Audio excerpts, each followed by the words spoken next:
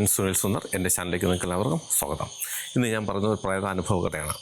എൻ്റെ സുഹൃത്തുക്കൾക്ക്, അതായത് എൻ്റെ ഈ പ്രേക്ഷകർക്ക് എല്ലാവർക്കും ഈ പ്രേത അനുഭവങ്ങളെക്കുറിച്ച് അറിയാനാണ് ഏറ്റവും കൂടുതൽ താല്പര്യം. അതുകൊണ്ടാണ് ഏറ്റവും കൂടുതൽ ഞാൻ ഇതിനകത്ത് പ്രേത കഥകൾ ഞാൻ പോയി പരിഹരിച്ചിട്ടുള്ള സംഭവങ്ങൾ അവതരിപ്പിക്കുന്നത്. ഈ കഴിഞ്ഞ ഒരു എപ്പിസോഡെന്ന് പറഞ്ഞാൽ കൈവശത്തെക്കുറിച്ചാണ്. കൈവശത്തിൻ്റെ പേരിൽ ഒരുപാട് പേര് പറ്റിക്കപ്പെടുന്നുണ്ട് കേട്ടോ. ആ വീഡിയോ നിങ്ങൾ എല്ലാവരും കാണണം, കണ്ടിരിക്കണം. കാര്യം നമുക്ക് എല്ലാവർക്കും വരാൻ പറ്റുന്ന ചില വിഷയങ്ങളാണ് ഇതൊക്കെ. പക്ഷേ ഇതൊക്കെ നമ്മൾ ഇതിൻ്റെ സത്യാവസ്ഥ കൂടി അറിഞ്ഞിരിക്കണം. ഇല്ലെങ്കിൽ നമുക്ക് ഒരുപാട് പറ്റിക്കപ്പെടും. നിങ്ങൾക്ക് ജ്യോതിഷപരമായ വാസ്തുപരമായ എന്തെങ്കിലും കാര്യങ്ങൾ അറിയണമെന്നുണ്ടെങ്കിൽ ഇപ്പോൾ ഈ ചാനലിൽ ഈ സ്ക്രീനിൽ എഴുതി കാണിക്കുന്ന എൻ്റെ ഓഫീസിൽ ഓൺലൈൻ ബുക്കിംഗ് നമ്പറാണ്. ഈ നമ്പറിലേക്കാണ് നിങ്ങൾ വിളിക്കേണ്ടത്. നമുക്ക് ഇന്നത്തെ വിഷയത്തിലേക്ക് കിടക്കാം. പ്രേതാനുഭവങ്ങൾ. പ്രേതങ്ങളെന്ന് പറഞ്ഞാൽ അത് നമ്മുടെ കൂടെ ഉള്ളത് തന്നെയാണ്. ഞാനിപ്പോൾ നിൽക്കുന്നു, എനിക്ക് ചുറ്റിനും ഒരുപാടുണ്ട്. എൻ്റെ പുറകിലെന്ന് പറയുന്നത് ഒരു വല്ലാത്ത വിജനമായിട്ടൊരു സ്ഥലമാണത്. അവിടെ ശരിക്കും പറഞ്ഞാൽ പ്രേത കാടെന്നൊക്കെയാണ് പറയുന്നത്. അവിടെയാണ് ഇപ്പോൾ ഞാൻ താമസിക്കുന്നത് തന്നെ. അപ്പം പ്രേതങ്ങൾ നമ്മൾ എല്ലായിടത്തും നമ്മുടെ സന്തത സഹചാരിയാണ്. അവർക്ക് ഓട്ടോ കൂലി കൊടുക്കേണ്ട, ബസ് ടിക്കറ്റ് എടുക്കേണ്ട, ഫ്ലൈറ്റ് ടിക്കറ്റ് എടുക്കേണ്ട, ഒന്നും വേണ്ട. നമ്മൾ കൂടെ അവർക്ക് യാത്ര ചെയ്യാം, ഫ്രീ ആണ് എല്ലാ കാര്യത്തിലും. അതുകൊണ്ട് അവർ നമ്മളോടൊപ്പം എപ്പോഴും ഉണ്ടായിരിക്കും. അവരെന്തിനാണ് നമ്മളോടൊപ്പം കൂടുന്നത്? അവർക്ക് പ്രവർത്തിക്കാൻ ഒരു ശരീരം വേണം. അവർക്ക് ശരീരമില്ല, വെറും ആത്മാക്കളാണ് പ്രേതങ്ങളെന്ന് വെച്ചാൽ. നമുക്ക് കണ്ണിന് കാണാൻ പോലും പറ്റാത്ത വിധത്തിലുള്ളതാണ്. അപ്പം അങ്ങനെയുള്ള അതിന് എന്തെങ്കിലും ആഗ്രഹങ്ങൾ ബാക്കി വെച്ചിട്ടാണ് ആ ശരീരം, അതിൻ്റെ യഥാർത്ഥ ശരീരം വിട്ടുപോയെങ്കിൽ മറ്റൊരു ശരീരത്തിലേക്ക് കയറിയിട്ട് അതിൻ്റെ ആഗ്രഹങ്ങൾ നടത്തിച്ചെടുക്കും. അതിന് വേണ്ടിയിട്ടാണ് ഇത് നമ്മുടെ മനുഷ്യ ശരീരങ്ങളിൽ ജീവിച്ചിരിക്കുന്നവരുടെ ശരീരത്തിൽ കയറുന്നത്.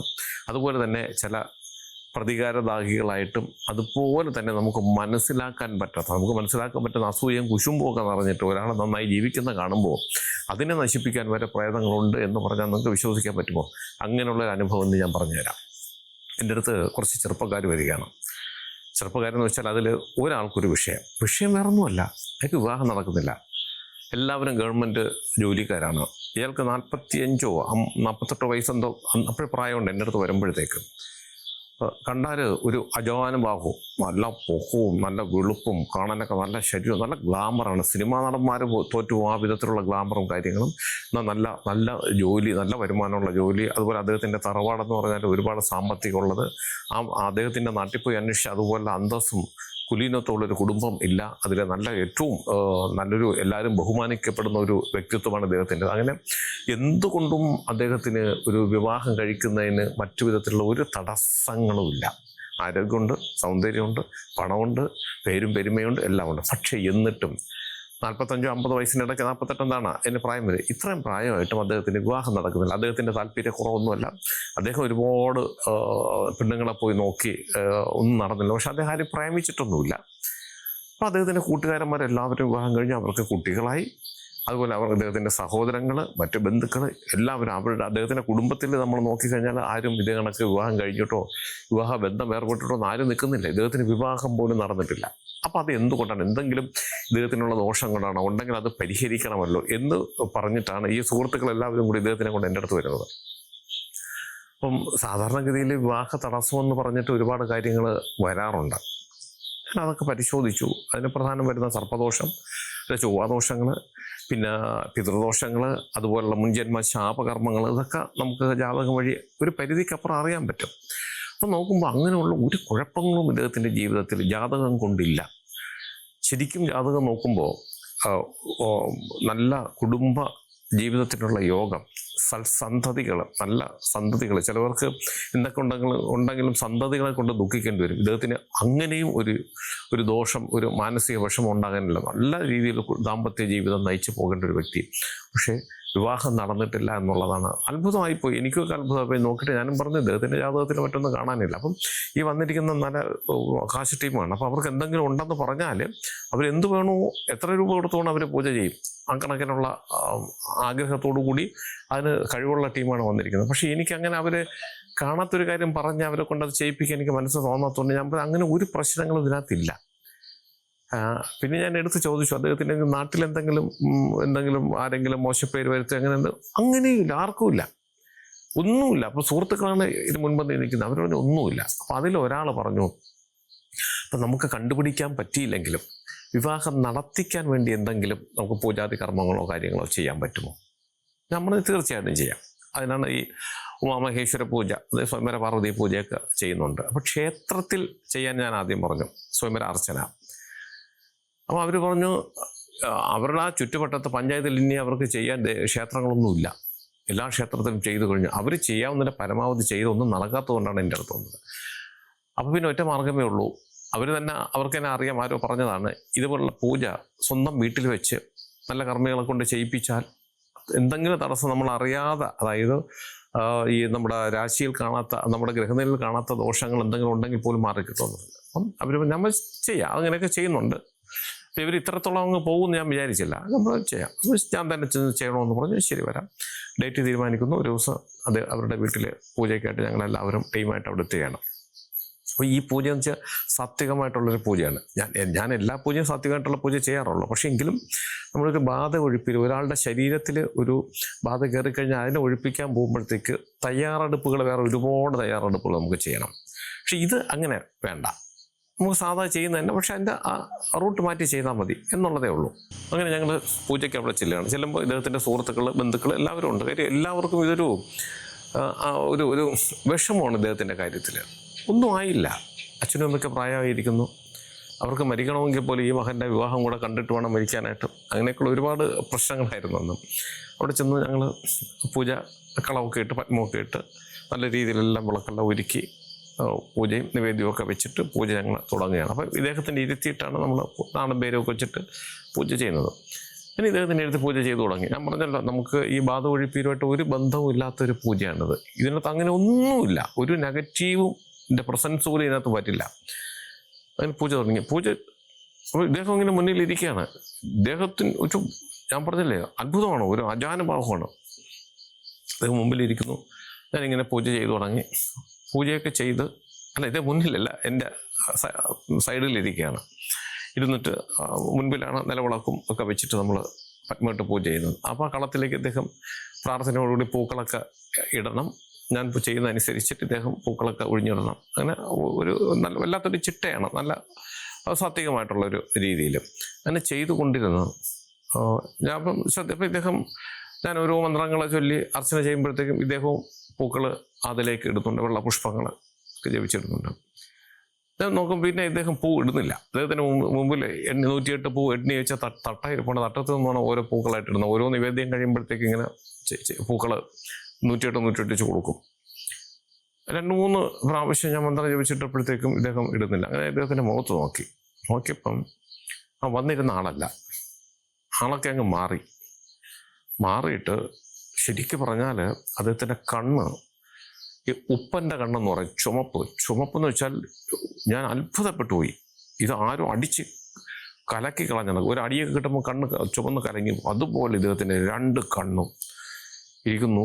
ശരിക്കും ഞാൻ പേടിച്ചു പോയി കേട്ടോ. ഇത് കാര്യം പേടിച്ചു എന്ന് വെച്ചാൽ എന്നെ കൊന്നുകളയും. എൻ്റെ മുഖത്ത് നോക്കുന്നില്ല, പക്ഷേ ഈ പൂത്തട്ടത്തിലേക്ക് ഇങ്ങനെ നോക്കിയിരിക്കുന്നു ഞാൻ. അപ്പോൾ ഞാനിങ്ങനെ നോക്കി ജപിച്ചിട്ടുകൊണ്ടിരിക്കുന്നു. അതനുസരിച്ച് ഞാൻ പൂടുമ്പോൾ അദ്ദേഹം ഇടണമെന്ന് പറഞ്ഞിട്ടുണ്ട്. അങ്ങനെ പക്ഷേ 2-3 പ്രാവശ്യം ഇട്ടിട്ട് കാണാത്തതുകൊണ്ട് ഞാനിങ്ങനെ നോക്കിയപ്പോഴും തിരിഞ്ഞൊന്ന് നോക്കിയപ്പം ഇദ്ദേഹത്തിൻ്റെ മുഖം ഇങ്ങനെ ഇരിക്കുന്നു. ഞാനിങ്ങനെ തിരിഞ്ഞ് നോക്കിയപ്പോൾ അദ്ദേഹത്തിൻ്റെ മുൻപിൽ പൂത്തട്ടം, ഈ പൂവിനെങ്ങനെ ഞെരടുന്നു അദ്ദേഹം ഇട്ടിട്ട്. അപ്പോൾ ആൾ മാറി. എനിക്ക് മനസ്സിലായി ഇത് ഏതോ ഒരു പ്രേതം ഇദ്ദേഹത്തിന് പിടിച്ചു. ഞാനിങ്ങനെ തിരിഞ്ഞു നോക്കിയത് കണ്ടപ്പോഴത്തേക്ക് കൂട്ടുകാരെല്ലാം കൂടെ നോക്കിയപ്പം അവർക്ക് മനസ്സിലായി ഇത് വല്ലാത്തൊരവസ്ഥ ആയെന്നുള്ള കാര്യം.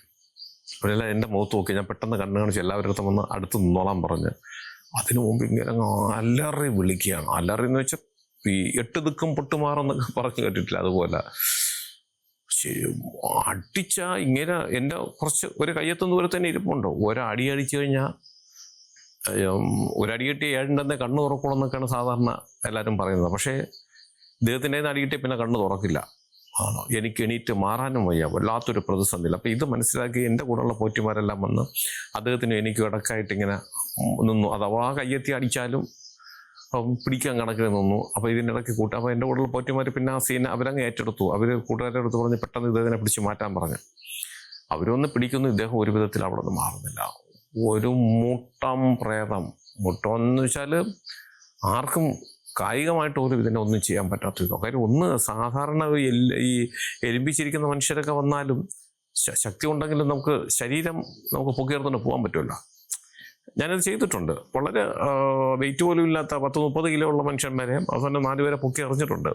പക്ഷേ എങ്കിലും ഇദ്ദേഹത്തിന് എല്ലാവരും കൂടെ വിചാരിച്ച കൈകാര്യം തൂക്കിയെടുത്തോണ്ട് പോവാം. പക്ഷേ ഈ ഇരിക്കുന്ന ആനക്കുട്ടിയെ ആർക്കും ഒന്നും ചെയ്യാൻ പറ്റില്ല. കാര്യം 5-6 പേരെ പിടിച്ചാലൊന്നും പോകില്ല. അത്ര തടിയാണ്. പൊതുവെ അങ്ങനെ ബോധത്തോടു കൂടി ഇരിക്കുമ്പോൾ അപ്പോൾ ഈ അബോധാവസ്ഥയിൽ വന്നപ്പോൾ സത്യം പറഞ്ഞാൽ എല്ലാവരും കൂടി എങ്ങനെയൊക്കെയോ പിടിച്ച് പൊങ്ങുന്നില്ല. അവസാനം എല്ലാവരും കൂടി പിടിച്ചങ്ങ് കിടത്തിയിട്ട് കാലിലും കയ്യിലും ഒക്കെ പിടിച്ച് നെഞ്ചിലും കഴുത്തിലൊക്കെ പിടിച്ചിങ്ങനെ താഴ്ത്തി വെച്ചു. എനിക്ക് കണ്ടിട്ട് എനിക്കൊരു വിഷമം തോന്നുന്നു. കാര്യം വെച്ചാൽ എന്നിട്ടും ഇയാൾ ആ കിടപ്പിൽ കിടന്നുകൊണ്ട് എങ്ങനെയാണെന്ന് അറിഞ്ഞില്ല ഇവരെ എല്ലാം തട്ടി മറിച്ചുകൊണ്ട് ഇദ്ദേഹം കമിഴ്ന്നടിച്ചപ്പോഴത്തേക്ക് പിന്നെ 1-2 പേര് മുട്ടിൻ്റെ പുറത്തൊക്കെ ഇങ്ങനെ അവരുടെ മുട്ടൊക്കെ വെച്ചിട്ട് ഇരുന്ന് എങ്ങനെയൊക്കെ പിടിച്ച് അങ്ങനെ ഒന്നും അനങ്ങാൻ പറ്റാത്ത സാഹചര്യം. ഇപ്പം ഇദ്ദേഹം തന്നെ അങ്ങ് അടിച്ച് കമിഴ്ന്നപ്പോഴത്തേക്ക് ഇവർ കൈയൊക്കെ പിടിച്ച് പുറകിൽ വെച്ച് വേദനിപ്പിച്ചൊന്നുമില്ല, പക്ഷേ ഇദ്ദേഹത്തിന് അനങ്ങാൻ പറ്റാത്ത വിധമാക്കി പെട്ടെന്ന്. അപ്പോൾ ഇതിനിടയ്ക്ക് എൻ്റെ പോറ്റിമാർ തൊട്ടടുത്തൊരു ഇലയിട്ടു. അതായത് ഞാൻ ആദ്യം പറഞ്ഞല്ലോ, ഈ പ്രേതത്തിനെ ഒഴിപ്പിക്കുന്നത് പ്രത്യേക ദേവതമാരെ ഇരുത്തിയാണ്. ആ ദേവതമാരൊന്നും ഇതിനകത്ത് നമ്മൾ ഉൾപ്പെടുത്തിയിട്ടല്ല ഈ പൂജ ചെയ്യുന്നത്. പക്ഷെ പെട്ടെന്ന് നമ്മുടെ കൂടെ ബാക്കി സംവിധാനങ്ങളൊക്കെ കാണും. നമ്മൾ സ്ഥിരമായിട്ട് പോകുന്നൊരു കിറ്റാണല്ലോ ഉണ്ടാവുക. അപ്പോൾ പെട്ടെന്ന് തന്നെ അവർ ഇലയിട്ട് നിലവിളക്കൊക്കെ വെച്ച് ചുവന്ന പട്ടുമൊക്കെ കൊടുത്ത് റെഡിയാക്കി പെട്ടെന്ന് തന്നെ അവിടെ ആവാഹനമൊക്കെ നടത്തിയിട്ട് തീർത്ഥം എടുത്ത് ഇദ്ദേഹത്തിൻ്റെ മുഖത്ത് തളിച്ച് ജപിച്ച് ഈ പവറിനെ നമ്മൾ ഏകദേശം കുറച്ചു. പൂർണ്ണമായിട്ടും പോയാൽ നമുക്ക് ശരീരത്തിൽ നിന്ന് ഈ പൂർണ്ണമായും പവർ പോയി കഴിഞ്ഞ് പിന്നെ ഇത് ആരാണ് എന്താണെന്ന് ഒരു പിടിയും കിട്ടുക. നമ്മൾ അവസാനം ഇരുട്ടിൽ തപ്പേണ്ടി വരും. പക്ഷെ ഒരു പവറിനെ കുറച്ചു. ഒരുപാട് സമയം എടുത്തു. ഏകദേശം 3/4 മണിക്കൂറിന് ശേഷമാണ് ഇദ്ദേഹം ഒന്ന് ഒരു ബലം പിടിക്കാതെയും ഈ അക്രമം കാണിക്കാതെയും എണീറ്റിരുന്നത്. പിന്നെ എണീറ്റിരുന്നിട്ട് ഇങ്ങനെ തലയിട്ട് ആട്ടിയിരിക്കുക. പക്ഷേ എണീറ്റ് കഴിഞ്ഞപ്പോഴത്തേക്കുണ്ടല്ലോ ഇദ്ദേഹത്തിൻ്റെ കണ്ണിൻ്റെ ചുവപ്പൊന്നും പിന്നെ കാണാനേ ഇല്ല. വന്ന സമയത്തിനാണ് ഈ ചുവപ്പ്. പിന്നെ ഇത് എപ്പോഴും പോയെന്നൊന്നും കണ്ടില്ല. കാര്യം നമുക്ക് കാണാൻ പറ്റുന്നില്ല. ഇദ്ദേഹം അവിടെ കിടന്ന് ആനക്കുട്ടിയെ മറിയും പോലെ മറിയല്ലേ. പിന്നെ ഇദ്ദേഹം നമ്മുടെ വരുതിക്ക് വന്നു. എങ്കിലും ആൾക്കാരെല്ലാവരും ചുറ്റിനും നിൽക്കുകയാണ്. കൊണ്ടുവന്നിട്ട് കാര്യങ്ങൾ ചോദിക്കുകയാണ്, എന്താണ് സംഭവിച്ചത്, ഇതാരാണ്, എന്തിനു വന്നു. അപ്പോൾ ബന്ധുക്കളാണോ എന്നാണ് ഞാൻ ആദ്യം ചോദിച്ചത്. ഇതെന്തിനാണ് വന്നത്, ഇത് ബന്ധുക്കളൊന്നുമല്ല, എനിക്ക് ഈ ശരീരത്തിന് അറിഞ്ഞുപോലും കൂടാ, എൻ്റെ മുന്നിൽ വന്ന് ചാടിയതാണ്. ഞാനും ജീവിച്ചിരുന്നപ്പോൾ ഇതേ ശരീരപ്രകൃതിയായിരുന്നു. എനിക്കിതിനകത്ത് കയറേണ്ടി വന്നു. അങ്ങനെ ഞാൻ എനിക്ക് ഇഷ്ടമായിരുന്നു, എനിക്ക് കയറാൻ പറ്റി. അങ്ങനെ ഞാൻ കയറിയതാണ്. എന്തിനാണ് കയറിയത്? അതായത് ഞാൻ ചുരുക്കം പറയാം. അത് പറഞ്ഞ ഭാഷയൊന്നും നമുക്ക് പുറത്തു പറയാൻ പറ്റത്തില്ല. അതായത് അത് ഈ ജീവിച്ചിരുന്നപ്പോൾ, ഈ ആത്മാവ് ജീവിച്ചിരുന്നപ്പോൾ ആ ശരീരത്തിന് ഷണ്ണൻ എന്ന് പറഞ്ഞാൽ മനസ്സിലാവുമല്ലോ. അതായത് ഒരു ലൈംഗിക ജീവിതം നയിക്കാൻ പറ്റാത്ത ഒരു വ്യക്തിയായിരുന്നു. ഒരുപാട് പേര് അദ്ദേഹത്തിനെ കളിയാക്കുമായിരുന്നു. അദ്ദേഹത്തിന് വിവാഹം കഴിച്ചില്ലെന്നോ കഴിച്ചിട്ട് ഭാര്യ പിണങ്ങിപ്പോയി, അങ്ങനെ എന്തൊക്കെയോ പ്രശ്നങ്ങളുണ്ട്. അങ്ങനെ അദ്ദേഹം മാനസികമായിട്ട് തളർന്നാണ് അദ്ദേഹം ആത്മഹത്യ ചെയ്തു. ആ ആത്മാവാണ് ഈ ശരീരത്തിൽ കൂടി. എവിടെ നിന്ന് കൂടിയെന്നൊന്നും ചോദിച്ചിട്ടും പറയുന്നില്ല, നമുക്കും മനസ്സിലായില്ല. അപ്പം ഞാൻ ചോദിച്ചു, ഈ പണ്ട് എപ്പോഴെങ്കിലും ഇദ്ദേഹത്തിൻ്റെ ഒരു യുവത്വ കാലത്ത് എന്തെങ്കിലും ഇതേതൊക്കെ പ്രശ്നങ്ങളുണ്ടായി പേടിക്കുകയോ എടുക്കുകയോ അങ്ങനെ ഒരു സംഭവം അദ്ദേഹത്തിൻ്റെ ജീവിതത്തിൽ. അതായത് ഈ സാധനം ഈ ശരീരത്തിൽ കയറി ഇത്രയും നാളായിട്ട് ഒരു രാശിയിൽ പോലും കണ്ടെത്താൻ പറ്റിയില്ല. ഇതിൻ്റെ പ്രവർത്തനം എന്തായിരുന്നു? ഇദ്ദേഹത്തിന് വിവാഹങ്ങളിങ്ങനെ വരുന്നതിന് എങ്ങനെയാണെന്നറിയില്ല, അത് നടക്കില്ല. അത് കാരണങ്ങളൊന്നും ആർക്കും അറിയില്ല. എല്ലാവരും ഓക്കെ എന്നൊക്കെ പറഞ്ഞിട്ട് പോകും. പക്ഷെ പിന്നെ അങ്ങോട്ടും പോയാലും വന്നാൽ എന്തായാലും അവസാനം അതങ്ങ് മുടങ്ങും. എങ്ങനെയാണെന്ന് അറിയില്ല. ആരുടെ മനസ്സ് മാറുന്നൊന്നും അറിയാൻ പറ്റാത്ത വിധം ഒന്നും നടക്കാതെ പോയി. സമ്മതിച്ചു. അവസാന കാര്യങ്ങളൊക്കെ ചോദിച്ചു പറഞ്ഞു. മോക്ഷപ്രാപ്തി കൊടുക്കാം, എങ്ങനെയെങ്കിലും വിട്ടുപോകും എന്നൊക്കെ പറഞ്ഞു. വിട്ടുപോകില്ല, ഒരു വിധത്തിലും ഇത് വിട്ടുപോകില്ല എന്നുള്ളതാണ്. അപ്പോൾ പിന്നെ ഞാൻ മിക്ക വീഡിയോയിലും പറയാറുണ്ട്, പിന്നെ ഒരു ഇത് വെച്ചിട്ട് അതിനകത്ത് ഈ ആത്മാവിനെ ആവാഹിച്ചിട്ട് അതിന് വേദനിപ്പിക്കും. എങ്ങനെയാണ്? ഈ ശരീരത്തിൽ നമ്മൾ ഒരു നുള്ളു മണ്ണ് പോലും ഇടില്ല. പക്ഷെ ഒരു പാവയിലേക്ക് ഈ ഇരിക്കുന്ന പവറിൻ്റെ ഏറിയ ഭാഗം ഇതിനകത്ത് കൊണ്ടുവന്നിട്ട് ഇതിനകത്ത് നമ്മൾ എന്താണോ ചെയ്യുന്നത്, ചില ആൾക്കാർ കർപ്പൂരം കത്തിച്ചു വയ്ക്കും, ആണിയടിക്കും, അങ്ങനെയൊക്കെ ഉണ്ട്. അങ്ങനെയൊക്കെ ചെയ്യുന്നതനുസരിച്ച് ഈ ആത്മാവിന് അത് പിടച്ചിലുണ്ടാക്കും, വേദന ഉണ്ടാക്കും. അതല്ലാതെ മറ്റൊരു വഴിയില്ല ഇതിനെ പറഞ്ഞു വിടാനായിട്ട്. ഇത് ചെയ്തു. ഞാൻ പറഞ്ഞില്ല, ഏകദേശം 3/4 മണിക്കൂറോളം സമയം എടുത്തു ഇതിനെ ഒരു കരക്കെത്തിക്കാനായിട്ട്.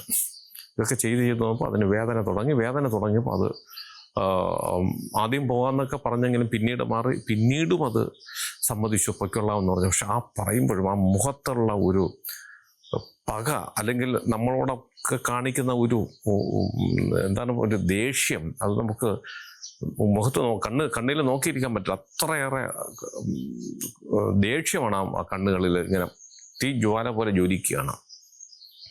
സമ്മതിച്ചു. അവസാനം പറഞ്ഞു, ഞാൻ പോകും, ഞാൻ പൊയ്ക്കൊള്ളാം, എന്നെ നീ പറഞ്ഞു വിടാനുള്ള വഴി അത്രയും നോക്കിയില്ല, ഞാൻ പൊയ്ക്കൊള്ളാം. പക്ഷേ ഒരു കാര്യം, ഞാൻ അവനൊരു പണി കൊടുത്തിട്ടേ പോകുള്ളൂ. ആ പണി ഇന്നൊന്നും നീ അറിയില്ല, എന്നാൽ എന്നെ പറഞ്ഞു വിടില്ല, എനിക്കിനി തിരിച്ചു വരാനും സാധിക്കില്ല. പക്ഷേ അവനെ ഞാൻ ജീവിക്കാൻ സമ്മതിക്കില്ല എന്ന് പറഞ്ഞിട്ട് ഇങ്ങനെ ഇരിക്കുകയായിരുന്നു. ഈ കുതിച്ചൊരു ചാട്ടം പുറകിലോട്ട്. സത്യം പറഞ്ഞാൽ പുറകിൽ നിന്നവർ സൂക്ഷിച്ച് നിന്നുകൊണ്ട് അവൻ്റെ തലയിടിച്ചില്ല. ഇല്ലെങ്കിൽ ആ സ്പോട്ടിൽ ഞങ്ങൾ 108 വിളിച്ച് കൊണ്ടുപോകേണ്ട. തല പൊട്ടി പൊളന്നു പോയനായിരുന്നു. ഇതല്ലേ മാർബിളോ അങ്ങനത്തെ എന്തോ വലിയ തറയാണ്. അപ്പം ഇരിക്കുന്ന ഇരിപ്പിൽ ഇങ്ങനെ കുതിച്ച് ചാടുകയാണ്. ചാടുമ്പോൾ തല ഇടിച്ചല്ലേ പുറകിലോട്ട്. പക്ഷേ ഈ പുറകിൽ നിന്നവരെല്ലാം എന്താണെന്നറിയാം. എന്തോ എൻ്റെ ഭാഗ്യം, ഇല്ലെങ്കിൽ അടുത്ത ദിവസം ഞാൻ പത്രത്തിൽ വന്നേനെ. ദുർമന്ത്രവാദം ചെയ്ത് ഇങ്ങനെ ഒരാൾ തല പൊട്ടിച്ചെന്ന് പറഞ്ഞിട്ടുണ്ട്. എന്നാലും അവരെല്ലാം കൂടെ കയറി പിടിച്ചു. ശരീരത്തിന് ഇതങ്ങ് പോയി. ബാക്കി പൂജയെല്ലാം പൂർത്തീകരിച്ചു പോയി. 3 മാസത്തിനുള്ളിൽ എൻ്റെ വിവാഹം നടന്നു. അപ്പോഴത്തേക്ക് അവൻ്റെ കൂട്ടുകാരന്മാർ, അപ്പോൾ കൂട്ടുകാരന്മാരിൽ 2 പേര് പിന്നെ വേറെ എന്തൊക്കെ അവരുടെ കുടുംബ പ്രശ്നമൊക്കെ ആയിട്ട് എൻ്റെ അടുത്ത് വന്നു. അങ്ങനെ നിരന്തരം പിന്നെ ഞങ്ങളൊരു നല്ല ബന്ധത്തിലേക്ക് പോയി. ആവശ്യത്തിന് അവർ വിളിക്കുക, സംശയം ചോദിക്കുകയൊക്കെ ചെയ്യും. ഇവൻ്റെ ആലോചന വന്നപ്പോഴത്തേക്ക് പെൺകുട്ടിയുടെ പൊരുത്തം എൻ്റെ അടുത്ത് എന്നെ വിളിച്ച് ചോദിച്ചു. കഴിഞ്ഞു, ഞാനത് പറഞ്ഞു കൊടുത്തു. വിവാഹത്തിന് എന്നെ ക്ഷണിച്ചു. പിന്നെ ഞങ്ങളെല്ലാം ഒരു ഭയങ്കര മാനസിക അടുപ്പമായിപ്പോയി. കാര്യം അവർക്ക് ഞാനൊരു അത്ഭുത മനുഷ്യനെ പോലെയായിരുന്നു. കാര്യം വെച്ചാൽ ഇത്രയും വർഷമായിട്ട് നടക്കാത്തവരെ ഞാൻ നടത്തി കൊടുത്തു. അപ്പോൾ അതൊക്കെ കണ്ടപ്പോൾ എനിക്കൊരു സന്തോഷമായിരുന്നു, ഒരു ആഹ്ലാദം നമുക്കുണ്ടാവുമല്ലോ. സംഭവിച്ചു, നല്ല കാര്യങ്ങളുണ്ടല്ലോ ചോദിച്ചാൽ.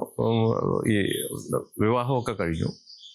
ഈ സുഹൃത്തുക്കൾ വല്ലപ്പോഴൊക്കെ എന്നെ കാണാൻ വരും. അവരുടെ എന്തെങ്കിലും ആവശ്യങ്ങളുണ്ടെങ്കിൽ വരും. പിന്നെ അവരുടെ ഓഫീസിലെ ചില ആൾക്കാരുടെ ആവശ്യങ്ങളായിട്ട് വന്നിട്ടുണ്ട്, വിളിച്ച് പറയുകയൊക്കെ ചെയ്യുന്നു. അങ്ങനെ 5-6 മാസം ആയെന്ന് തോന്നുന്നു. അപ്പോഴത്തേക്ക് ഈ സുഹൃത്തിൽ ഒരാൾ വന്നു. അയാളുടെ കാര്യങ്ങളൊക്കെ സംസാരിച്ചിട്ട് പിന്നീട് അദ്ദേഹം പറഞ്ഞു, സാർ അറിഞ്ഞോ അവൻ്റെ പേരും അയാളുടെ കാര്യം? ഞാനില്ല, അയാൾ ഡൈവോഴ്സായിട്ട് അവർ വിവാഹ മോചനം നേടി. അയ്യോ, ഞാൻ അന്നം വിട്ടുപോയി. എന്താണ് കാര്യം? കാര്യം എന്ന് വെച്ചാൽ പെൺകുട്ടിക്ക് അവനെ വേണ്ട. കാരണം യവനും ദാമ്പത്യ ജീവിതം നയിക്കാൻ പറ്റാത്ത വിധം അവൻ്റെ പൗരുഷം വർക്ക് ചെയ്യുന്നില്ല എന്ന് പറഞ്ഞാൽ നിങ്ങൾക്ക് മനസ്സിലാവുമല്ലോ കാര്യങ്ങൾ. അത് ആ പെൺകുട്ടിയുടെ വീട്ടിലെ സ്ത്രീജനങ്ങളോട് പറഞ്ഞു.